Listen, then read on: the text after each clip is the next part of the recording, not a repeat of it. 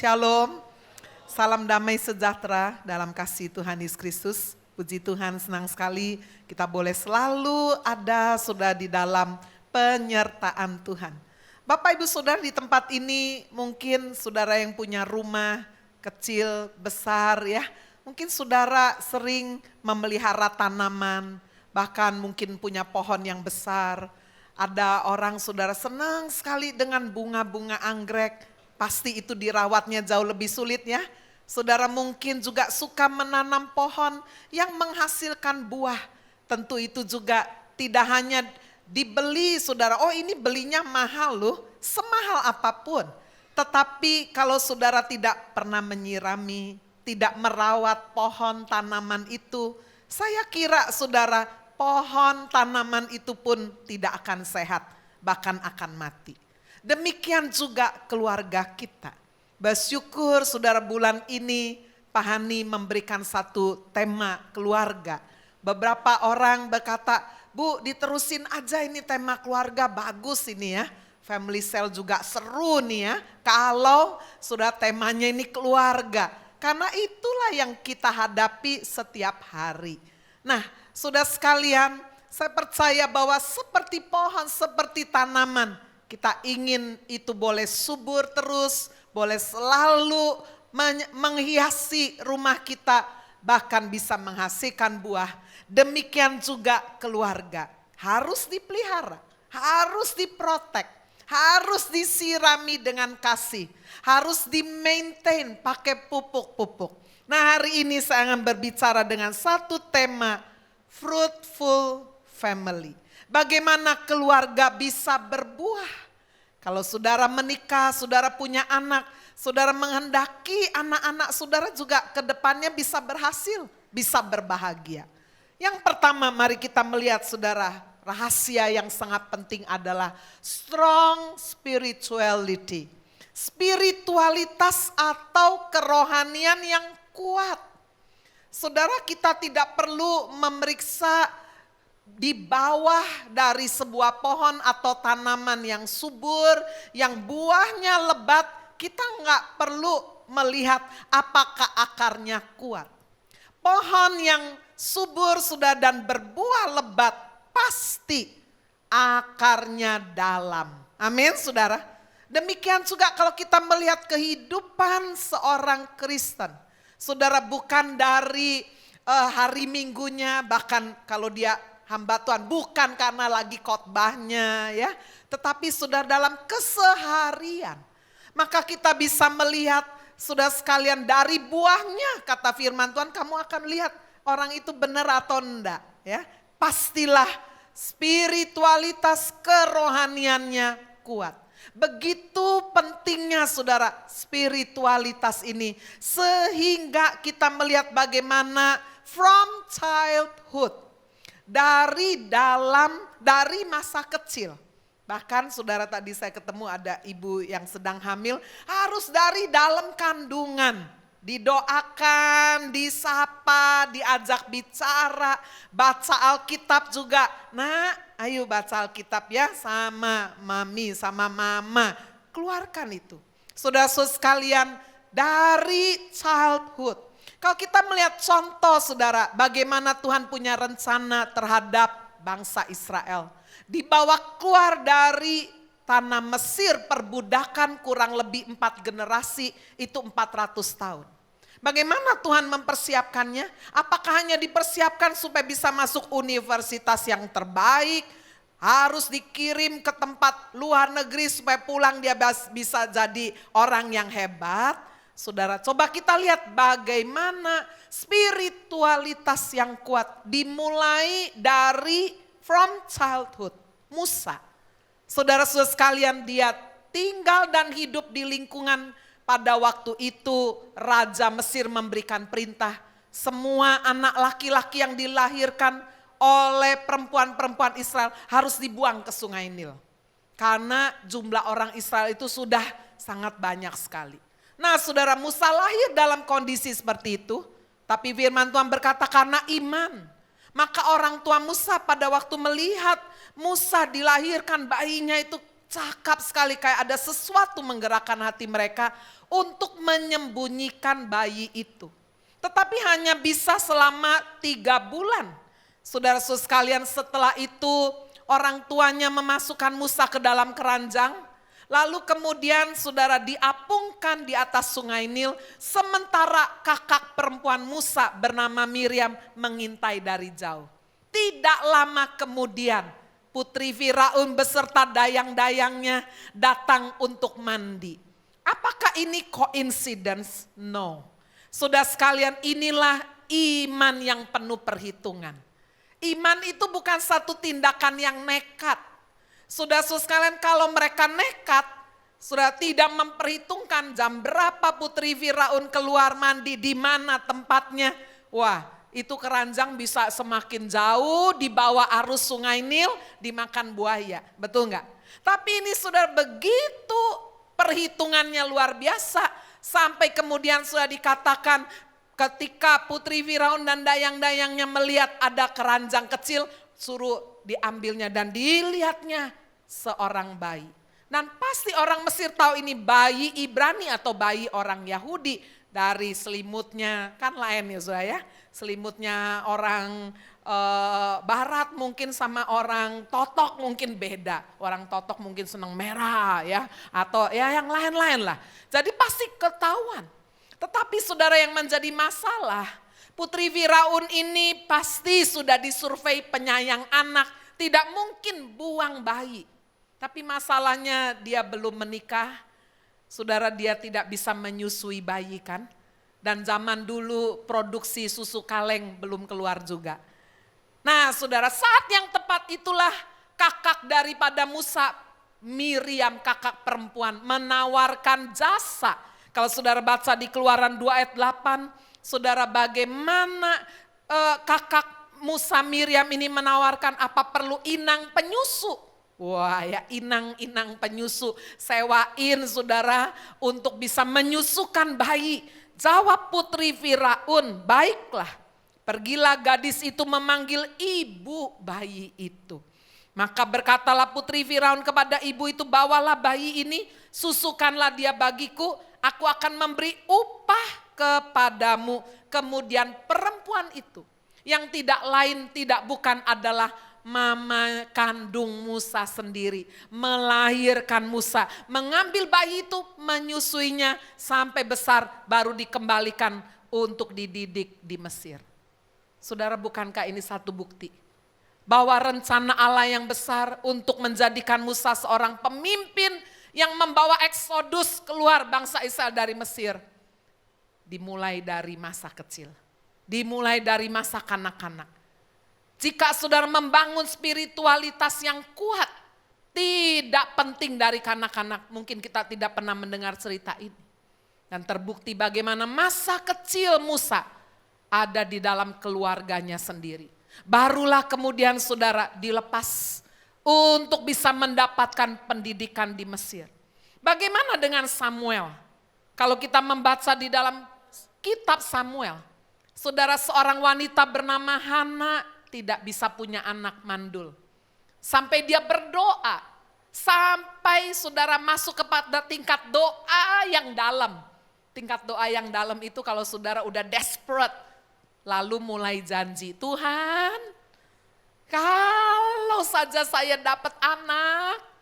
Wah ya, dia bernasar, itu janji yang benar-benar ini, saya akan kasih anak laki ini buat Tuhan, melayani Tuhan. Wah ya, mungkin saudara juga ada yang pernah bernasar, Tuhan, saya udah menikah nih 5 tahun belum punya anak. Kalau saja Tuhan memberi anak, nah terserah sudah apa yang Tuhan taruh. Tapi kalau saudara sudah berjanji, sudah bernasar, jangan tidak menepati. Amin. Tuhan mau kita menepati. Dan saudara Hana dapat anak. Samuel, dia menepati setelah dia menyusui, menyapihnya. Samuel kecil ini dibawa ke rumah Tuhan, dididik dari sejak kecil. Setiap tahun saudara, ibunya datang membawa baju efod. Adapun Samuel menjadi pelayan di hadapan Tuhan, masih anak-anak. Tubuhnya berlilitkan baju efod dari kain lenan. Saudara, ada maksud dari kecil dipakaikan baju ini supaya anak ini tahu status dirinya itu siapa. Baju efod kamu nak dipersiapkan untuk jadi hamba Tuhan, pelayan Tuhan. Setiap tahun ibunya membuatkan dia jubah kecil, membawa jubah itu kepadanya, bersama suaminya membawa persembahan kepada Tuhan. Luar biasa. From childhood.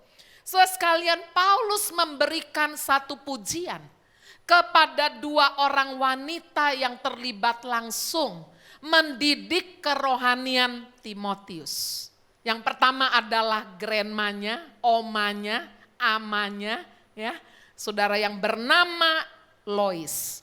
Sebab aku teringat akan imanmu yang tulus ikhlas. Yaitu iman yang pertama-tama hidup di dalam nenekmu Lois. Luar biasa ya. Jadi di sini ada nenek.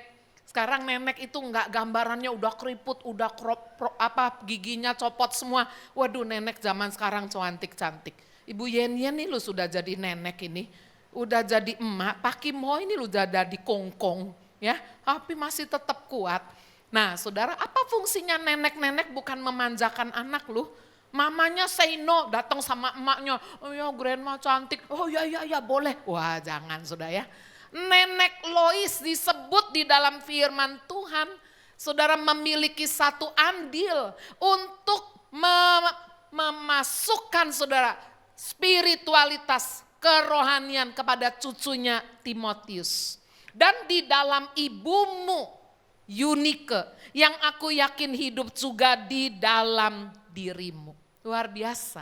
Saudara sekalian, Tuhan memberikan command, God's command, perintah yang begitu penting kepada bangsa Israel, kepada bapak-bapak lu. Ya, saya mau tekankan ini karena ini kesalahan secara umum di dunia yang mengatakan bahwa urusan mendidik anak, mengajari anak itu ibu-ibu, mama-mama. Yang laki itu kerja. Nah ya, tapi saudara, bagi Tuhan, suami, bapak adalah kepala rumah tangga. Namanya kepala, ya pasti tugasnya pemimpin lebih berat lah ya. Walaupun penolong mestinya berat juga loh, istri penolong. Saudara-saudara sekalian, apa yang Tuhan berikan perintah kepada bapak-bapak ditulis di dalam Ulangan pasal 6. Disebut sebagai Shema Yisrael. Dengarlah Israel. Yaitu apa yang kuperintahkan kepadamu pada hari ini haruslah engkau perhatikan. Harus dikatakan saudara, perintah itu diperhatikan. Jangan cuma didengar masuk telinga kanan keluar telinga kiri. Setelah diperhatikan, disimak, haruslah engkau mengajarkannya bukan sekali-sekali, bukan kalau ada waktu, bukan. Haruslah mengajarkannya berulang-ulang kepada anak-anakmu. Seringkali ada banyak bapak ibu lebih baik ya dengan anaknya orang lain, keponakannya, tapi anaknya sendiri. Wah, itu sebabnya firman Tuhan menekankan loh, haruskah engkau mengajarkannya berulang-ulang kepada siapa? Anak-anakmu.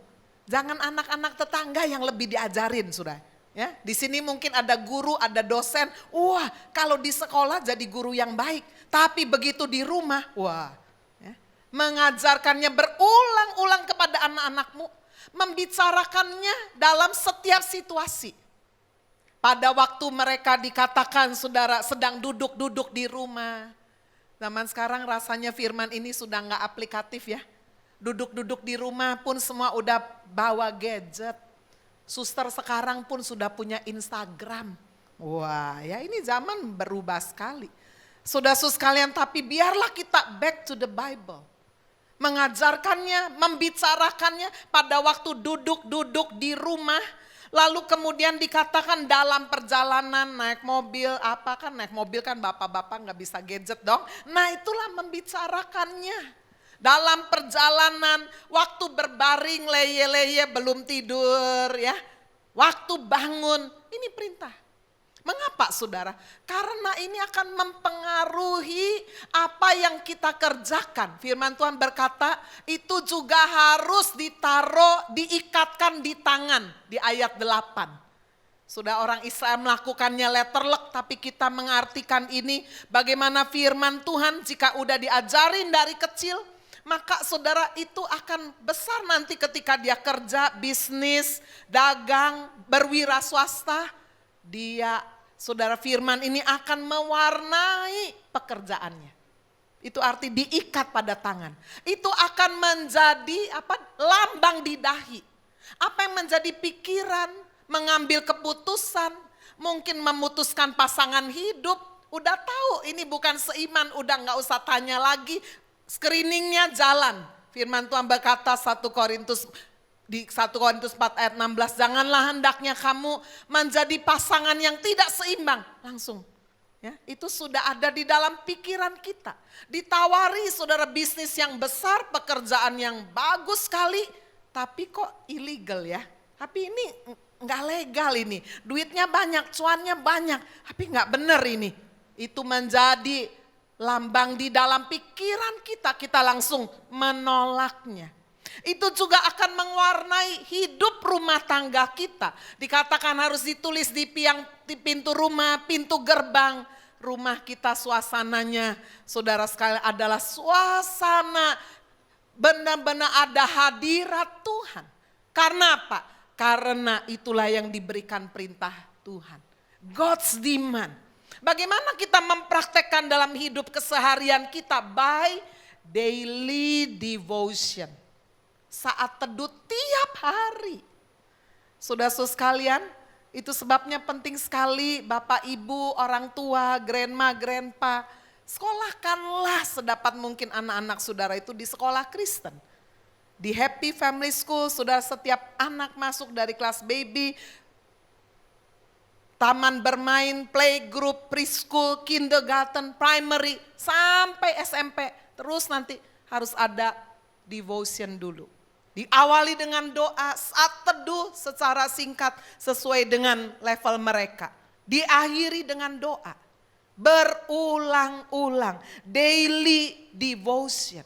Saudara, ketika saudara udah keluar dari sekolah, sudah bekerja, berumah tangga, daily devotion tetap itu menjadi lifestyle gaya hidup kita. Kita bepergian, kita libur, kita juga bisa tetap merenungkan firman. Yosua 1 ayat 8. Saudara, ini luar biasa sekali, memberikan satu rahasia. Di dalam bahasa Inggrisnya ditulis, God will make your way prosperous. Jalannya itu akan dibikin bisa prosperous. Enggak cuma berhasil, tapi prosper. Prosper itu artinya apa? Hasilnya itu banyak, berlimpah-limpah. And you will have good success. Kamu akan dapat kesuksesan, keberuntungan yang bukan cuma ya sedikit-sedikit. Good success. Tapi lihat saudara di atasnya. Jika kita memperkatakan, merenungkan firman siang dan malam. Saya baru dikirimi YouTube kemarin, ternyata ada orang survei sudah, jika orang rajin memperkatakan baca Alkitab, itu diperkatakan. Ya, ternyata itu saudara, perkataan itu, apa yang saudara dengar menumbuhkan iman, itu sinyalnya dikirim saudara di syaraf-syaraf otak kita, dan itu menyehatkan tubuh kita. Memperkatakan, ternyata ini di ayat firman ada. Kalau kamu memperkatakan firman, merenungkannya siang dan malam. Direnungkan, diresapi. Tujuannya apa? Supaya dengan memperkatakan, merenungkan, tindakan kita itu jadi hati-hati. Saudara, apa sih yang bisa menjaga hidup kita lu hari-hari ini? Istri-istri gimana sih jaga suami? Masa dikintilin sama herder, aduh gak mungkin. Atau ibu-ibu yang lebih canggih tahu gadget, suaminya gadgetnya diam-diam diambil, disetelin. Jadi suaminya pergi kemana tahu, papa ada di mana? Oh aku lagi sama temen ngafe. Di jalan apa sana? Padahal lewat gadgetnya tahu suaminya lagi di timur bukan di barat. Wah, istri sekarang canggih-canggih. Suaminya ngomong apa? Udah tahu semua rekamannya. Wah, apa begini sih model spying kayak begini nih, keluarga nggak enak banget nih. Tapi saudara, kalau yang menjaga, membentengi suami kita, istri kita, anak-anak kita, adalah firman. Itu beda loh, betul? Supaya mereka bertindak hati-hati. Ya, kita kan sering ngomong hati-hati jalannya. Emangnya bisa apa? Kalau pesawat di atas goyang, ya kita hati-hati ya. Tapi kita nggak bisa mengubah keadaan. Betul sudah? Tetapi kalau itu adalah Tuhan yang menciptakan, oh dia sanggup. Supaya engkau bertindak hati-hati sesuai firman Tuhan. Dan dengan demikian dikatakan, God will make your way prosperous. Indah sekali. Kamu akan dibuat berhasil, prosperous, dan good success. Saudara, firman Yosua 1 ayat 8 ini sangat senada dan selaras dengan yang ditulis oleh Daud di dalam Mazmur 1 ayat 2 sampai 3. Yang kesukaannya adalah firman Tuhan. Tadi saya ketemu sama satu jemaat, saya tanya, Bu, mana suaminya? Aduh Bu, suami saya itu main bulu tangkis. Hah, minggu-minggu? Iya Bu, ada pertandingan di Jakarta. Jadi Bella nih sangat suka. Ya udah minggu depannya Bu ya, jangan bulu tangkis terus lah. Iya Bu. Wah, orang kalau sudah suka, nggak tahu waktu, nggak tahu capek, betul nggak Saudara? Suka. Di sini ada bapak-bapak yang suka nonton sepak bola, boxing, biar jam 2, jam 3 pagi, waduh dia nonton. Kenapa? Suka. Tapi coba baca Alkitab, ngantuk, ke gereja, capek. Loh kok banyak sih alasannya? Coba apa sih yang disukai anak-anak saudara, apa sih? Coba kalau dikasih sesuatu yang dia sukai, biar malam pun dia bangun. Pizza, udah ngantuk, udah sikat gigi, bangun. Karena mungkin dia suka. Itu sebabnya saudara firman Tuhan berkata yang kesukaannya adalah firman Tuhan. Merenungkannya.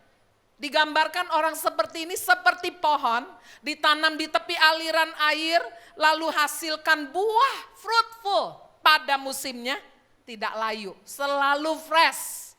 Amin. Ya, saya minggu ini Saudara padat banget. Minggu lalu setelah ibadah 2 kali di Embong Sawo, Saudara nggak pakai ganti baju langsung ke airport, ke Bali. Menemani Amir Sarfati untuk lanjutkan seminar di Bali. Ya udahlah, dia bilang, ayo temen, iya udah. Senin 1 hari ya holiday, Selasa pulang. Saudara, Selasa pulang, Rabu pagi Bapak sudah khotbah. Siang hari kami ke Semarang by car. Ya, karena ada berita duka kan, ya anaknya pendeta Timotius Bekti meninggal. Kami datang. Sampai di Semarang jam 4 ngobrol-ngobrol semuanya, 1 jam pulang. Makan dulu lah ya. Sampai di rumah kurang lebih Saudara jam setengah 11. Hari Kamis pagi khotbah lagi Saudara Pak Hani di Ladies. Siang berangkat lagi Saudara kemana? Ke Malang. Enggak capek ya? Ya enggak tahu ya, fresh. Hari Sabtu pagi kemarin saya diundang KKR-nya orang Batak. Ya, pertama terima undangan, Kludi yang ngurusin. Nih, AI ada undangan ini KKR, GBKP. Apa ini saya nggak pernah dengar nih. Singkatannya tak baca, Gereja Batak Karo Protestan. Jadi Pak Hani tanya, Nes gimana Nes? Batak semua. Oh ya memang gerejanya gereja Batak Karo. Mereka KKR. Ya. Habis itu pulang lagi. Sebab kalau nggak pulang saya nggak khotbah lu hari ini. Betul nggak Saudara? Secara fisik mungkin bisa capek ya, tapi ini lu janji firman Tuhan. Kalau kita menjadi seperti pohon yang ditanam di tepi aliran air, menghasilkan buah, enggak layu daunnya, always fresh. Amin. Apa saja yang diperbuatnya berhasil. Ini sudah Tuhan menghendaki kehidupan kita daily devotion. Tekun membaca Alkitab. Alkitab itu jangan dibawa untuk jadi ganjelannya bantal. Kalau hotel itu ada setan, nah aku tunjukin. Aduh jangan saudara ya. Alkitab itu dibaca. Tekun membaca Alkitab. Bu saya udah pernah khatam 1 kali dari Kejadian sampai Wahyu sudah. Udah cukup lah Bu. Loh, apa kata firman Tuhan saudara? Sampai Yesus datang, bertekunlah dalam membaca kitab suci. Dalam membangun dan mengajar. Sudah inilah strong spirituality. Ada seorang anak bilang sama papanya yang rajin baca Alkitab, percuma, buktinya aku baca Alkitab tuh lupa semua, gak ada yang ngerti. Jadi buat apa, what for katanya. Lalu papanya bilang, gini nak, saya kasih kamu ya tugas dalam 1 bulan, nanti papa kasih uang lah bonus. Tiap hari ambil air di sungai pakai ember, lalu bawa masuk rumah tiap hari, itu ember kecil dah. Iya, ternyata besok harinya dikasih papanya, embernya bolong-bolong semuanya. Loh pak, ini ember bolongnya percuma, udahlah taat aja kan nanti papa udah kasih bonusnya. Nurut. Tiap hari saudara isi air tapi karena embernya bolong, ya sampai masuk rumah, aduh airnya udah kayak gak ada. Besok lakukan lagi sebulan. Anaknya bilang, apa sih pak? Tujuannya apa? Nah, kamu bilang baca Alkitab gak ada artinya, percuma. Seperti kamu masukkan kan, ember bolong itu mungkin kepalamu tuh bolong KB itu. Ya, masukin air firman nggak ada gunanya. Tapi coba mari kita jalan lihat. Bukankah sepanjang jalan dari sungai itu kamu bawa ember yang bolong berisi air itu, tanamannya ini hijau semuanya. Iya ya, ya itu airnya menetes-netes semuanya. Itulah saudara yang akan terjadi jika kita membiasakan, menjadikan lifestyle, membaca Alkitab tiap hari dengan tekun. Saudara, itu akan menjadi seperti satu kekuatan yang luar biasa ketika sudah membutuhkan itu tiba-tiba muncul. Sekarang kita melihat rahasia yang kedua, fruitful family, yaitu dengan memiliki healthy community. Dengan memiliki komunitas yang sehat. Komunitas sekarang itu ngeri loh saudara ya. Saya punya jemaat nih, jangan cari orangnya ya. Nikah baik-baik, punya anak, sampai anaknya gede. Loh, tiba-tiba suaminya jadi gay. Iya saudara, punya pacar. Sampai udah punya cucu, lalu mau dioperasi kelamin, udah pergi nih ke luar negeri. Aduh dia sedih sekali nih. Bu Agnes gimana ini, suami saya ini gak tahu diri nih. Udah tua gitu masih operasi kelamin. Udah bu, kita doa aja. Ibu puasa ya, doa, saya doain dah tiap hari. Aduh bu, malu-maluin ini saya ngomong apa sama cucu saya. Wis gak dipikir, anak udah gede-gede kan. Udah ibu doa lapor sama Tuhan. Aduh sudah setelah sekian hari dia bilang, puji Tuhan bu, suami saya dilarang operasi kelamin. Sebab banyak penyakitnya, dokter gak mau, riskan. Wah ya, itu. Kan saya juga balik tanya, kenapa sih bu, suami ibu yang normal, kok bisa ini jadi gay ini? Ya itu pergaulan. Saudara, itu sebabnya kita penting sekali dalam keluarga merekayasa, mengupayakan God-feared family. Keluarga yang takut Tuhan. Saudara mau rumahnya bagus kayak apa. Tapi kalau saudara tidak menciptakan keluarga di dalamnya ini takut akan Tuhan. Anak boleh merokok, boleh minum minuman keras, anak boleh pesta, udah hancurin. God-feared family. Saudara lihat di dalam Mazmur pasal 128, Tuhan menjanjikan bagi orang yang takut akan Tuhan, tidak akan kekurangan loh. Lihat janjinya luar biasa. Mazmur 128 ayat 2. Apabila engkau memakan hasil jeripayah tanganmu. Artinya enggak pernah bisa lapar nih. Ada saja yang bisa dimakan. Bukan hanya itu. Tapi keadaannya berbahagia, baik. Ada orang tidak kekurangan makanan tapi enggak happy hidupnya. Hidupnya enggak good. Enggak bisa menikmati jeripayah. Tuhan menjanjikan di ayat 2b. Berbahagialah engkau dan baiklah keadaanmu. God-feared family akan ditandai istrinya seperti pohon anggur yang subur. Itu ditulis di ayat 3. Subur bukan badannya loh sudah ya. Tapi kalau bapak-bapak punya istrinya subur, ya bersyukurlah. Ya, empuk saudara, ya daripada kurus kering kan. Ya udahlah, terimalah. Dulu kan saudara mau dia bukan hanya gara-gara langsingnya aja kan. Sekarang sudah agak langsung, gak apa-apa lah. Ya. Istrinya seperti pohon anggur yang subur. Artinya apa sih? Pohon anggur itu selalu mendandakan joy. Suami-suami coba lihat si istrinya. Happy enggak ya hidup sama saudara? Kalau istrinya itu happy, berarti saudara itu suami yang sukses. Tepuk tangan dulu dong untuk suami-suami. Tapi kalau istrinya itu stres, depres, ya belum tentu salah suami loh, belum tentu ya. Tapi juga bisa karena apa? Karena saudara tidak jadi pohon anggur yang subur. Mungkin dia punya suami tidak takut Tuhan. Istrinya cem-cemannya, simpenannya di mana-mana. Nah itu bikin istri tidak happy. Istrinya seperti pohon anggur yang subur. Anak-anaknya seperti tunas pohon zaitun. Wah indah sekali gambaran anak-anak kalau berhasil itu seperti pohon zaitun. Pohon zaitun adalah pohon satu-satunya pohon yang tidak pernah bisa mati. Kecuali dicabut sampai akar-akarnya. Pohon zaitun walaupun disiram, tidak disiram, dibakar, kering, tumbuh saudara.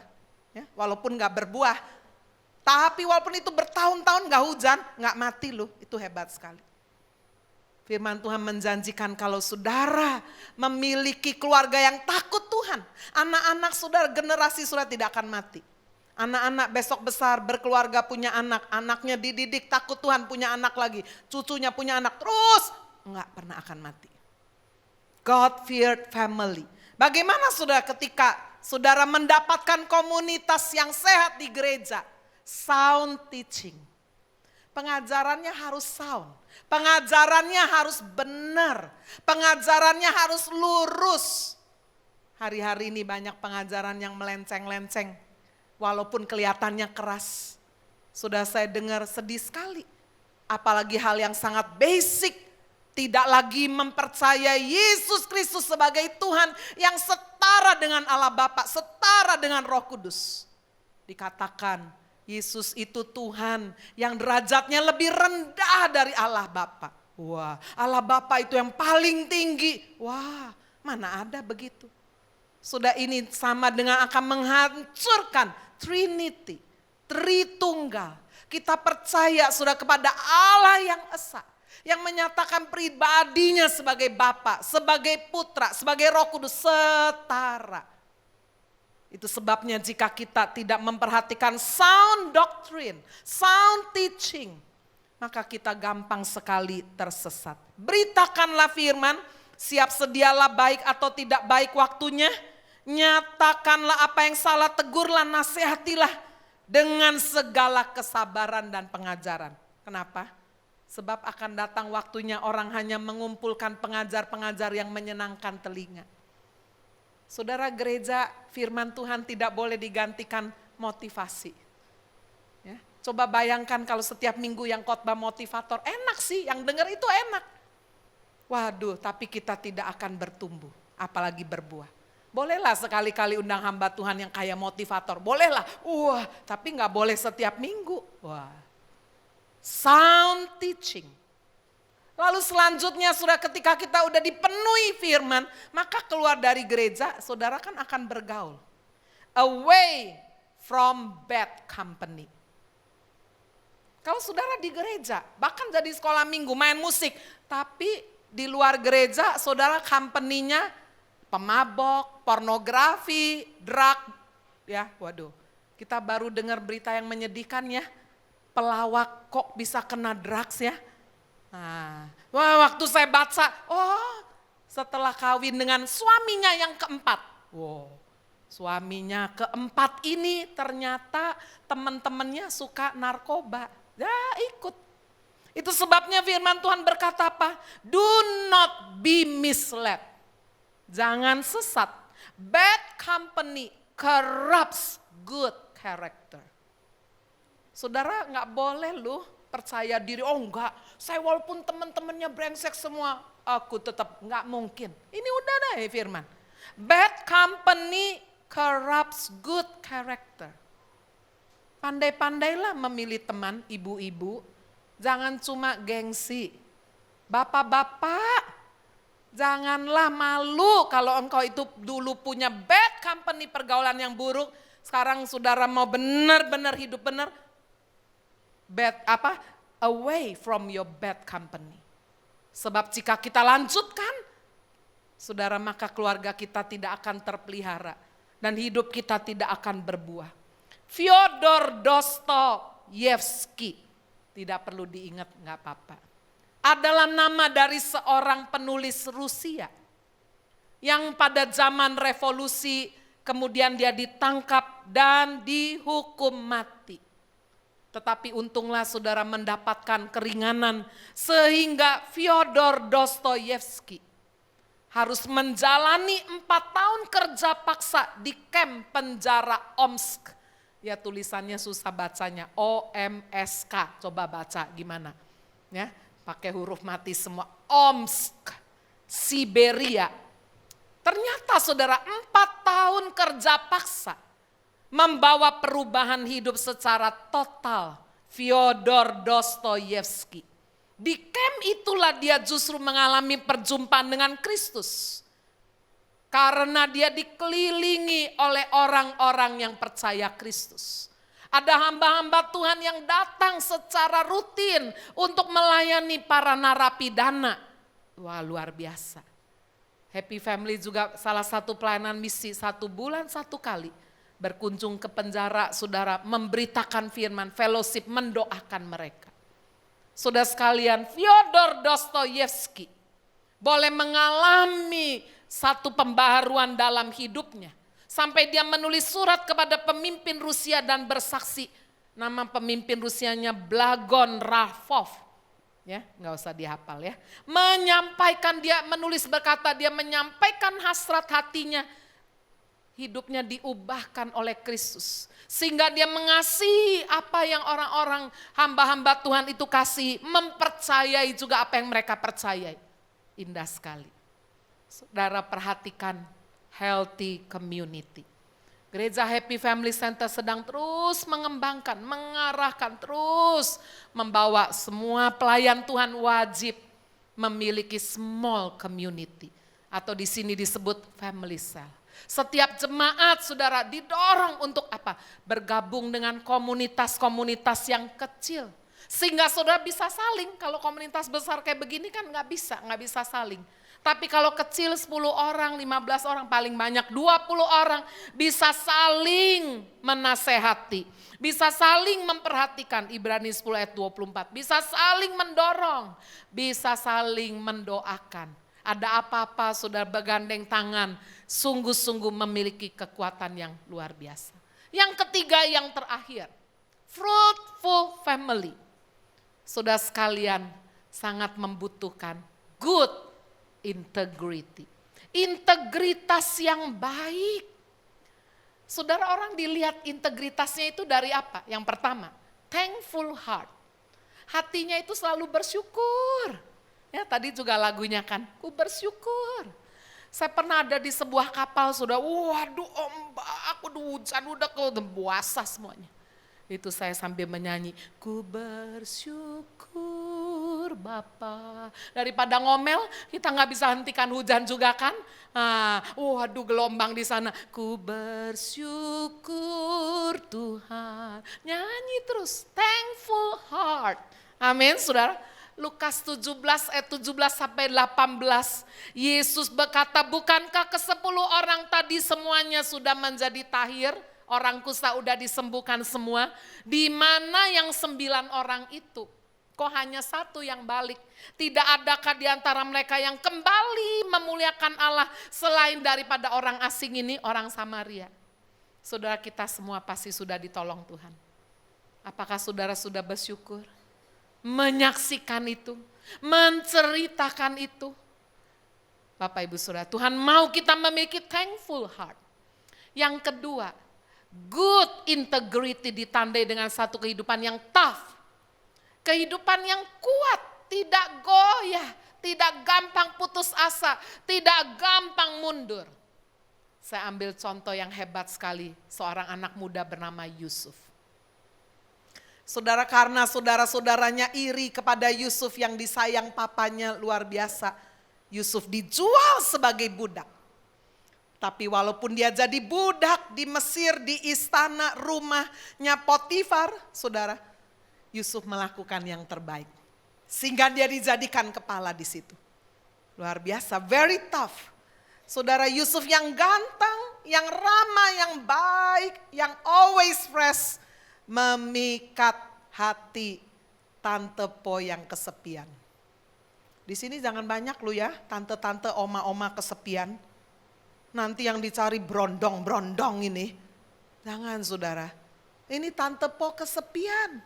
Suaminya sering dapat tugas luar kota, luar negeri. Wah, setiap hari ketemu Yusuf. Badannya six pack. Dia menggoda Yusuf. Yusuf tidak berkata ini kebetulan, ini gak ada yang lihat ya. Aku nanti bisa langsung dapat naik prestasiku. No. Yusuf menolak saudara.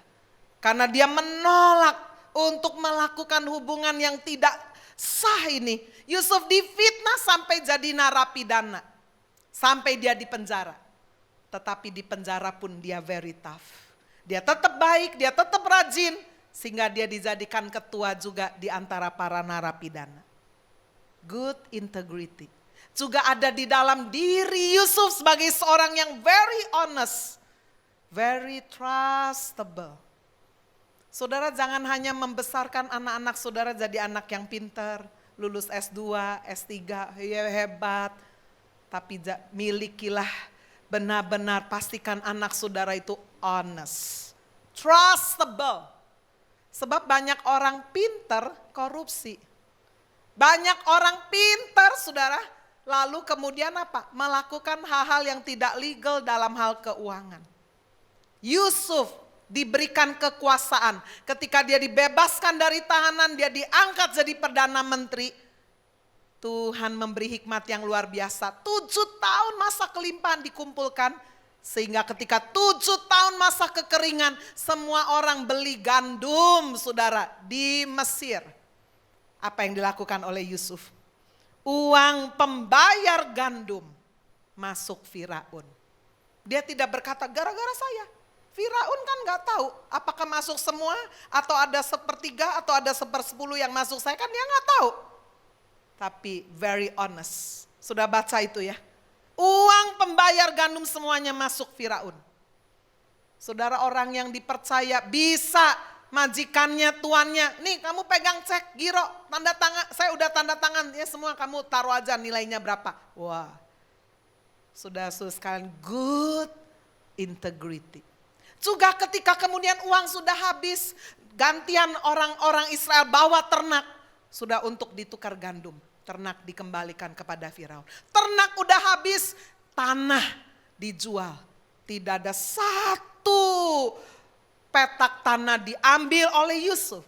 Tanah penukar gandum menjadi milik Firaun. Saudara sekalian, saya akan menutup khotbah ini dengan true story. Pada suatu hari ada seorang wanita yang memiliki jabatan sangat tinggi di Amerika Serikat. Diundang sebagai dosen tamu di universitas tersebut. Sebelum dia mengajar, dia memperkenalkan dirinya. Bagaimana dia punya masa lalu yang menyedihkan. Dia bercerita, saya punya ibu bisu dan tuli. Dan pada waktu dia remaja, ada seorang laki-laki memperkosa dia. Laki-laki itu meninggalkan ibu saya. Sehingga ibu saya dengan bantuan suster melahirkan anak di kebun kapas. Saya adalah anak itu. Wah, semua mahasiswa berdecak. Karena menanggung malu yang luar biasa. Ibunya yang bisu dan tuli dan sangat miskin ini datang kepada Tuhan, sering mendoakan anaknya. Tapi saudara, anaknya tumbuh menjadi seorang anak yang penuh kepahitan. Dia marah kepada Tuhan. Kenapa Tuhan biarkan? Udah bisu, tuli, ada yang perkosa lagi. Dan why me? Kenapa harus saya? Anak ini kalau sekolah selalu dibully. Anak haram. Sehingga dia tidak punya teman. Di tengah kemiskinannya, anak ini pun harus bekerja di kebun kapas. Saudara-saudara sekalian, dia mengeluh, dia selalu berkata Tuhan tidak adil. Tapi pada suatu hari dia berjumpa dengan seorang Kristen, seorang yang tua dan berkata, tahukah kamu bahwa hidup ini adalah anugerah? Tuhan memberikan kamu dalam hidup ini bebas untuk memilih. Free to choose. Kamu bisa memilih untuk tetap mengeluh, komplain, salahkan laki-laki yang memperkosa ibumu, salahkan Tuhan kok nggak adil, dan keadaan tetap tidak berubah. You will not change anything. Tetapi kalau kamu mau mengubah dirimu, cara berpikirmu, this is your choice. Kamu mau mengubah, menerima semua itu sebagai satu proses dalam hidup. Kamu akan bisa berjuang. Kamu akan bisa menerima Tuhan dan melanjutkan hidupmu. Wah, kata-kata Pak Tua Kristen ini menyentuh hatinya. Sejak hari itu wanita ini berkata, saya mengubah cara berpikir saya. Saya belajar dengan giat. Saya mulai bersosialisasi, saya berteman. Mereka akhirnya tidak lagi mengejek. Sampai saya dapat beasiswa, sekolah S1, S2, S3. Sampai saya bisa memiliki satu jabatan yang sangat membutuhkan kepercayaan. Lalu dia mulai berkata, nama saya adalah A.Z. Taylor Morton. Jabatan saya sekarang adalah Menteri Keuangan Amerika Serikat. A.Z. Taylor Morton adalah satu-satunya wanita kulit hitam yang pernah ditunjuk menjadi Menteri Keuangan di Amerika pada zaman Presiden Amerika Serikat ke-39 Jimmy Carter, yaitu tahun 77, tahun 81. Bukti bahwa A.Z. Taylor Morton adalah Menteri Keuangan Amerika, tanda tangannya ada di uang dolar yang lama. Coba, nah ya kelihatan? Coba lebih dekat lagi. Nah, nggak kelihatan? Nggak apa-apa. Ya. A.Z.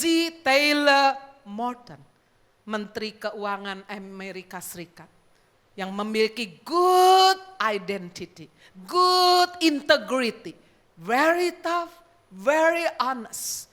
Dan saudara, dia mengembalikan semuanya bagi Tuhan. Hari ini sudah merindukan membangun fruitful family. Mari saudara sekalian, kita boleh melengkapinya dengan strong spirituality, healthy community, and good integrity. Amin. Tuhan Yesus memberkati kita semua.